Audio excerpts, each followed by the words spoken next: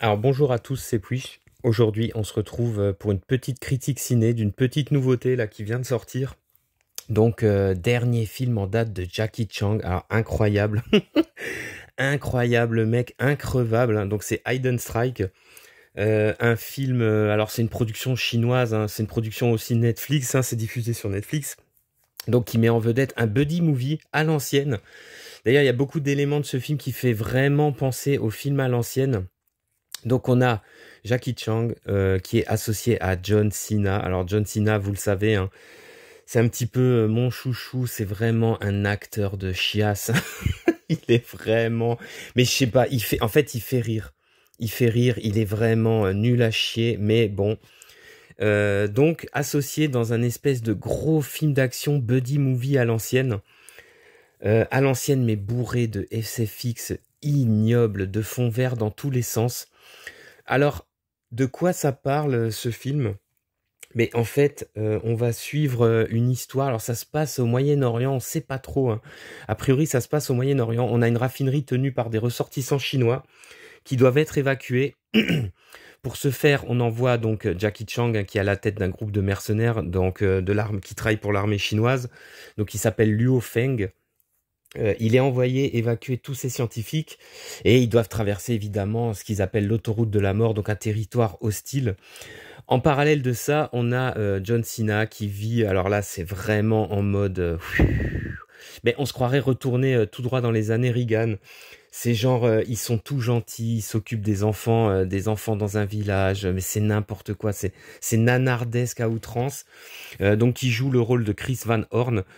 Donc un ex-mercenaire, a priori, qui va être approché par son frère pour réaliser une mission, donc a priori pour se venger. Donc en fait, ils vont enlever la chef de la raffinerie qui doit être évacuée par Jackie Chan. Donc vous avez compris, au départ, ils vont être ennemis. Ensuite, ils vont s'allier parce que le vrai méchant du film va apparaître, qui sera joué par... alors qui s'appelle Owen Paddock, si je me trompe pas. Ou alors c'est le nom de l'acteur, je sais plus. En tout cas, c'est l'acteur qu'on connaît, il faisait le méchant dans The Samaritan et puis il jouait évidemment dans Game of Thrones. Un acteur que j'aime bien, qui est quand même vachement sous-exploité dans le film, c'est un peu dommage, comme beaucoup de choses en fait, hein. Alors ce film, c'est donc ça dure 1h45, c'est réalisé par Scott Vaughn, si je me trompe pas.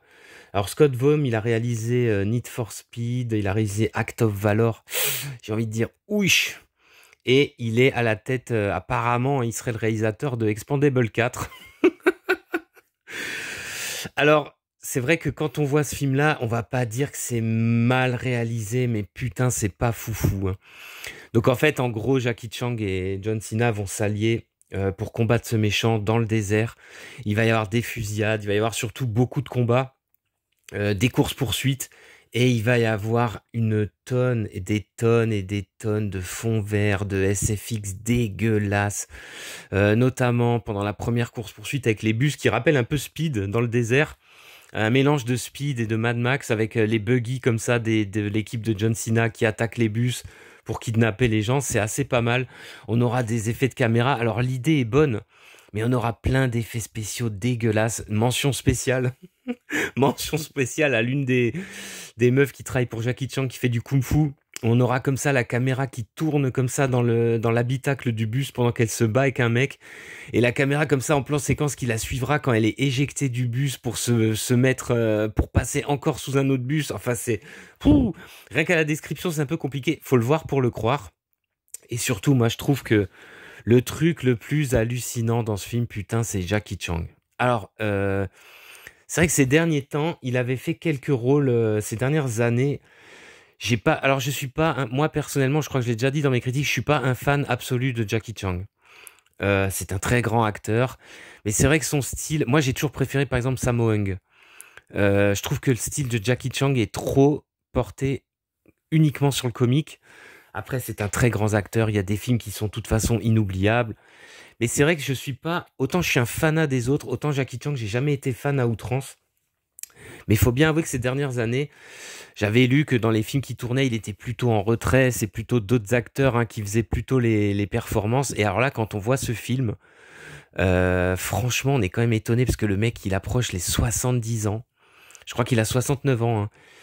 Et putain, il fait une grande partie des... Ben, les combats sont vraiment sympathiques. Alors, c'est pas du... Attention, hein, c'est pas du grand Hong Kong, c'est pas du grand cinéma chinois, mais on retrouve automatiquement cette inventivité dans les combats, bah, notamment quand ils se battent contre tous les soldats qui sortent les machettes, là, quand ils se battent sur le tuyau, quand ils se battent, bah, le combat, un des combats finaux contre un des méchants où il se bat comme ça dans la salle où il y a toutes les mousses avec les... Alors c'est totalement burlesque, hein, c'est dans le style Jackie Chan, hein, mais on retrouve plein de choses quand il se bat comme ça avec ses câbles, qu'il arrête pas de rebondir dans tous les sens.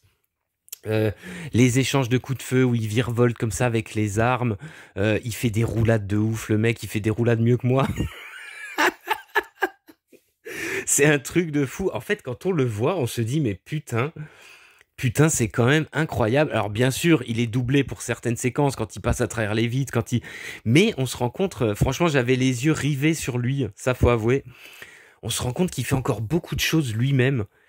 Et c'est franchement impressionnant à son âge, hein. Puis de l'autre côté, vous avez John Cena. Alors dans le film, il est sympathique, mais il est vraiment là pour être le gros bœuf sympathique. C'est vraiment le gros abruti. Il le joue très bien. Mention spéciale. Alors mention spéciale à la scène où il chante là avec les gamins. Oh, quand il est dans le village, mais c'est nanardesque. On a juste le malaise absolu. Vous savez, c'est le genre de scène où on a honte pour lui. Et après, ben, le film est globalement bien rythmé. Il y a de l'action quasiment non-stop. On enchaîne les scènes d'action les unes derrière les autres. Après, c'est pas du très grand cinéma. Mais c'est marrant parce que, en fait, ce film m'a beaucoup... Je sais pas pourquoi, hein. Ce film m'a rappelé les films de la canon, comme ça, les films complètement cons, où on a des gros méchants, on a des gros gentils. On met un contexte comme ça, plus ou moins, comme là, plus ou moins le Moyen-Orient. Il y a les gentils qui débarquent pour sauver tout le monde. Il y a des explosions, il y a des combats. Ça va pas chercher plus loin que ça. C'est du divertissement complètement con, on est d'accord, hein. Mais pur et dur. Alors, ce qui est bien, c'est qu'on est dans une production chinoise, donc même s'il y a Netflix, il y a zéro progrès. Donc ça, c'est pas mal. On a des meufs canons, on a voilà, des méchants très très méchants, des gentils très très gentils. Et c'est sur tous ces aspects, l'aspect simpliste qui renvoie en arrière, qui m'a fait dire que le film est quand même bon, sympathique. Tout dépend dans quel état d'esprit vous regardez, parce que alors là, qu'on soit tous d'accord, c'est pas du grand cinéma, c'est absolument pas un grand film de Jackie Chan, hein. Franchement, c'est largement pas un de ses meilleurs, ça c'est clair. Mais c'est une bonne petite production sympa, un petit film du samedi soir comme ça à regarder pour se détendre vite fait, pour rigoler. On a un petit film d'action, il y a pas mal de répliques qui sont assez rigolotes quand même. Il y a pas mal de répliques bien lourdes. Après, il y a des répliques quand même qui sont assez marrantes, notamment quand t'as John Cena qui s'entiche de la fille de, bah bien sûr, la fille de Jackie Chan qui travaillait dans cette raffinerie, hein. Comme par hasard, elle est canon. Et là, t'as John Cena en fait, qui tombe plus ou moins amoureux d'elle. Donc, évidemment, vous imaginez, il y a des répliques marrantes par rapport à Jackie Chan, notamment quand il lui dit, mais c'est ma fille. Il y a pas mal de répliques assez rigolotes.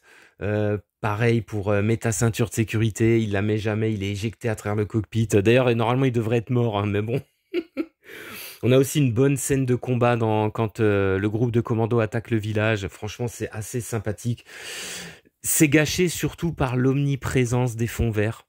On se rend compte que il y a une très très grosse partie du film et puis surtout c'est à la manière des films d'aujourd'hui, c'est très laid. Dès qu'on voit les fonds, en fait, les fonds verts, on les voit tout le temps. Les effets spéciaux, c'est pas qu'ils sont totalement moches, mais c'est la plupart du temps, c'est mal incrusté, quoi. On s'en rend compte. C'est vrai que ça, maintenant, ça devient de plus en plus insupportable dans le cinéma d'aujourd'hui, hein. Ça, c'est vrai. Mais ce film-là, il est sans prétention. Il est sympa, un bon petit film de l'été. Personnellement, voilà, en mode t'éteins le cerveau. Franchement, ça m'a fait marrer. Mais ça reste pas ouf, hein. Par contre, les performances de Jackie Chan, 69 ans, chapeau bas, mec. Et je vous dis à plus pour de prochaines critiques.